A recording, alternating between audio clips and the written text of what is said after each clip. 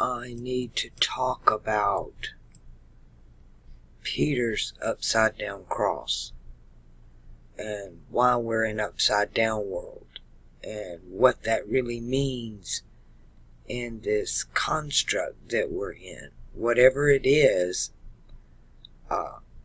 there are some things that we know about it for sure. And one of those is electromagnetism. And I think what they call the poles shifting is electromagnetism, right? And that's why we're in upside down world. I think that's what caused the flood way back over here. I think it's possible that as we shift through the ages, we're going through that magnetic shift. It's like the bloodlines. There are negative bloodlines that are copper-based, that are more electrically conductive.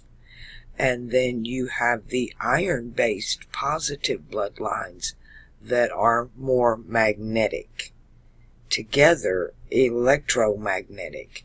It's alchemy when the two become one. The north and the south, or the east and the west. It's like dark and light. It's when the two become one, that's twilight. It's sunrise or sunset. When you have both, like the eclipse that happened back over here. Now, I don't know about the rest of you, but I have been way disconnected from everything. I have trouble connecting to anything. It's like my empathic abilities are freaking shut down. And I keep getting drawn back to this configuration of the sun. It's combusting Mercury. I can't explain it. And then there's my Mars and Venus, our two poles. And when we had the moon coming through here, that was like a double shot of it. You have the sun and the moon, masculine and feminine, and then Venus and Mars.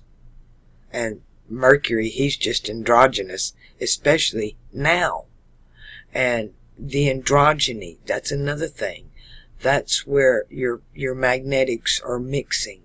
Your poles are mixing. We're cross-firing. Consciousness is electrical. We have electrical impulses in our brain, and it's just like the heavens.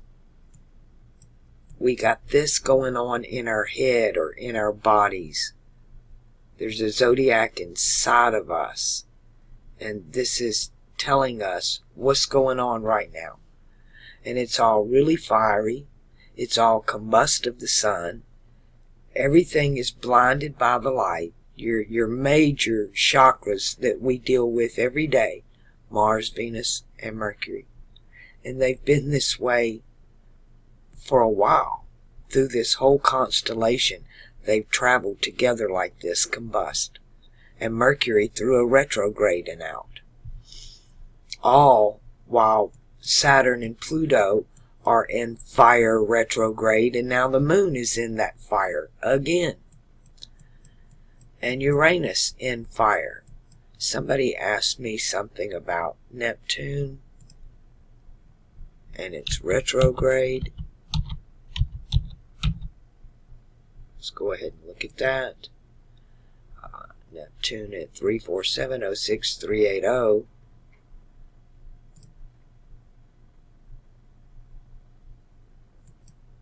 Yes, Neptune is retrograde. The numbers are declining. Neptune's retrograde. Saturn, let's go to now. Saturn comes out of retrograde goes stationary. Oop, got a Saturn Moon conjunction tomorrow on the 14th, 13th into the 14th in Aquarius. you have what they call the mini moon or mini harvest moon. But Saturn comes out stationary on the 20th and moves forward on the 21st, 22nd, which is the solstice. Saturn turns on the solstice. It seems everything Saturn's been doing for the past few years leading up to this eclipse happens on solstice days or equinox days. And that's a statement. I want to talk about what I call the invisible cross. Nobody talks about it. It's the big wheel. Remember I told you the clock turns two ways. We're living our lives counterclockwise. Everything goes this way. But the big picture is this way. We're moving from Pisces into Aquarius. And that clock has, just like the inner clock, has 4 stars that we watch. That's the fixed cross. Aldebaran, Antares, Regulus, and Fomalhaut. That's the fixed cross. But there's another cross. They call it the cardinal points. I don't like that terminology because people confuse it with the cardinal cross, which it's not. It's the cardinal points, and that is west, east, north, and south. The deal is you want east to lock with Aquarius in the spring equinox. We're in the fall now, so Aquarius is going to be in the west. As we move, it'll move this way. And this is the equinox right there. It is 3:21 and 9:21. Now the boundary line between Pisces and Aquarius would happen on this day. You see this day? On this day is the line. It's in the spring, it's 3:11. Right? It's the same line, invisible line, right here where the sun is. That's that number. That's where that is. It is on the line between Virgo and Leo. It's that invisible cross. See the east? It's the invisible cross.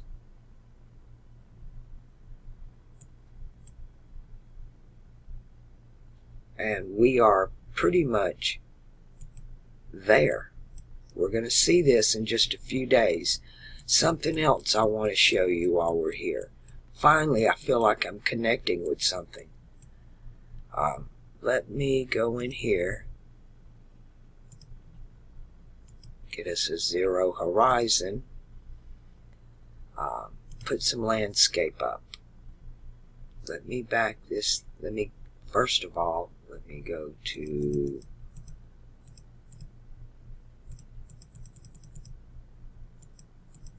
go to 23. Let me back this up. Oops.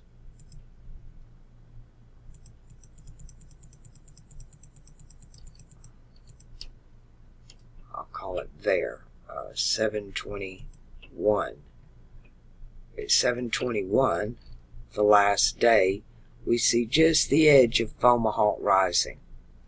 Now, and right about, let me back it up, about 11:16 at night on 7:21, Fomalhaut rises in the southeast. Let me set this way so you can see how this happens. And we're going to, lock in on it. We're going to follow it. It stays in the sky. This is the bridegroom cometh thing, right?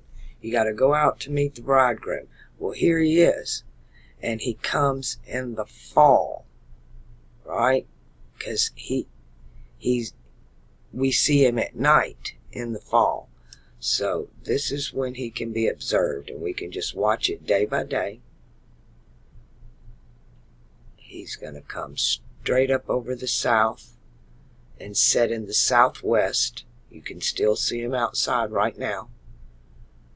He's going to set in the southwest.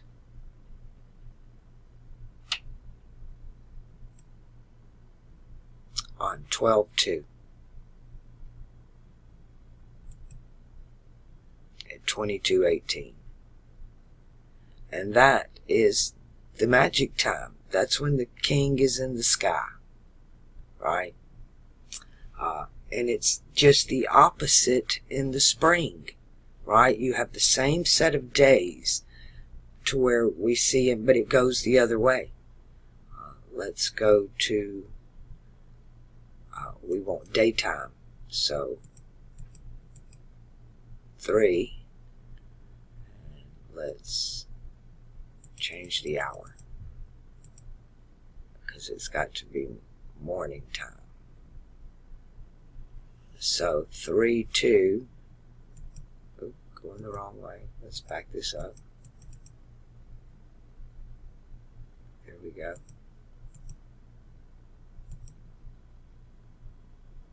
So in the daytime, let me get this, yeah, that's right, that's in the afternoon. It's going to be start in the afternoon. So that's like 3 o'clock in the afternoon, November the 5th. We begin to see Fomalhaut in the daytime. Am I doing that right?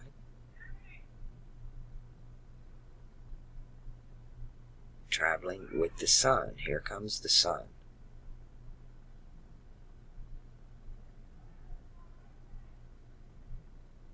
Gonna catch a Mercury retrograde in that one up to right before the equinox. 2 days before the equinox, 3 days before the equinox, Fomalhaut will disappear. 2020. So in the 2020 conjunction,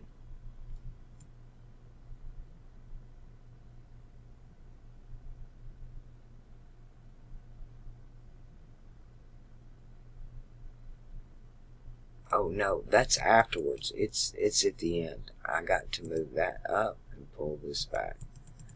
Let's do it on the conjunction and see where, yeah, Fomalhaut's in the sky then.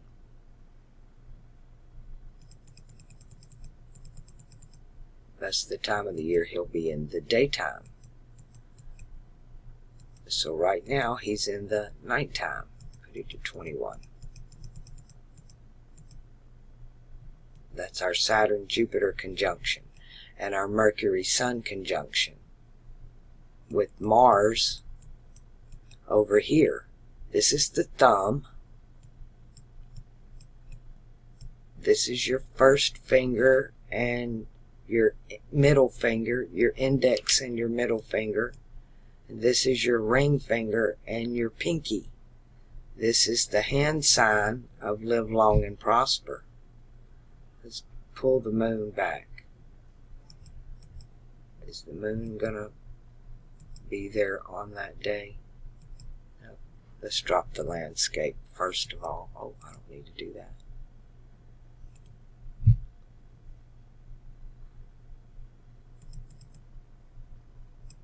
No, the moon will be out of Aquarius into Pisces.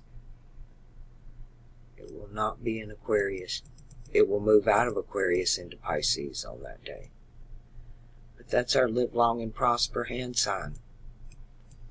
But I think whatever's going on with polarity, in this duality of polarity, the whole thing about Gnosticism, Hermetics, alchemy, is to make when the two become one. We see it in eclipses, but this is an electromagnetic construct. And right now, the polarities are freaking crazy. Like I said, I'm having trouble connecting to anything but silence. Silence seems to be my best friend right now. And I get it with what all's going on over here in fire, in Sagittarius, Leo, and Aries. It's the Trinity right now. Fire Trinity going on. And it's going to move into Earth, which will probably affect me even more directly. That having to do with health as well. All that coming up. So maybe my issues will be resolved. I hope so very soon. I'm still not working. I have been looking, but with not much luck. Alright, talk to me about the electromagnetism and what's going on here in this frickin' age of Pisces. And the polarities change as we change signs anyway. But to me, this change, this polarity shift is not natural. It's engineered. It's not part of nature's cycle. It's to me, it's a psyop. And it was done intentionally. But I do believe nature goes through those types of cycles, especially as we move from one sign to another. But Peter, this whole age of Jupiter, has been upside down, and we're aware of that. We should have been in a matriarch system, and we've been in a patriarch system, a very cruel one. And instead of having the precious woman with the alabaster box, we have been baggaged down with the whore of Babylon, which is all about greed, money, exactly what we see in this world. Exactly what we see. So, I'm not surprised at that at all. But regardless of what kind of reality this is, it is electromagnetic in nature. And electromagnetic brain waves. Electromagnetism can mess up our brains really bad. So I'm sure they could enhance them as well. Kind of like the Forbidden Planet and the Krell. You put the little thing on your head and it makes you smarter. The brain is electrical. It can download data. We download visual light data through our eyes. It's a massive tool. It's part of the body. It runs everything. But the powers that be have found a way through manipulating the collective subconscious to control massive amounts of people. This is what religion does. It lives on the dark parts of us, our shadow work, our fears about ourselves, which is what Saturn and Pluto are doing in Sagittarius right now.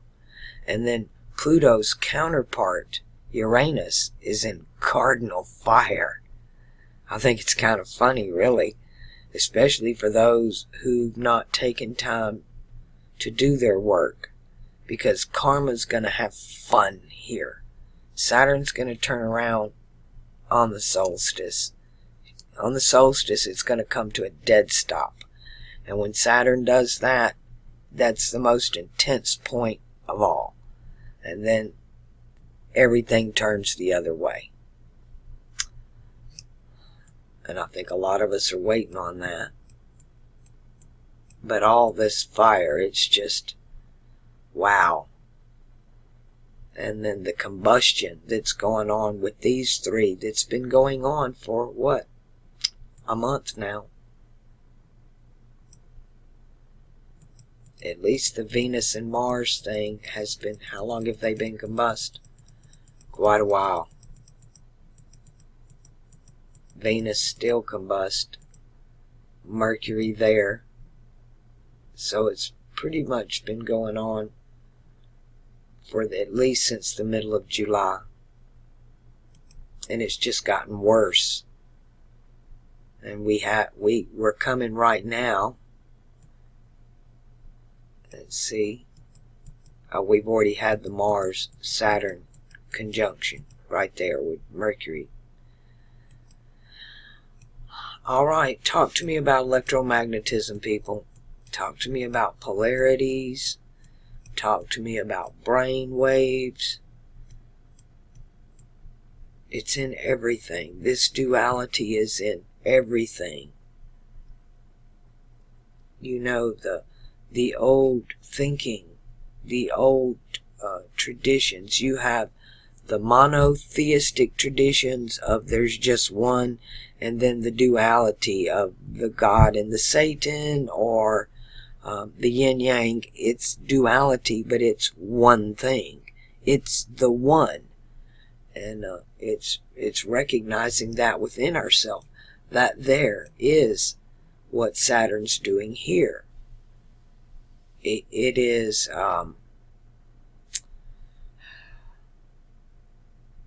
bringing the two together, doing your shadow work, making your subconscious mind, Pluto, in alignment with your conscious mind, Uranus. And the imagination is retrograde in Aquarius right now. So you can take your lamps and you can go out in the evening at midnight, and the bridegroom cometh. Now is when you watch Fomalhaut in the southwest. There's your markers. Alright. Y'all know what to do. This place, it's imagination. You know, Paracelsus made a statement that if people really understood the power of imagination, nobody would work.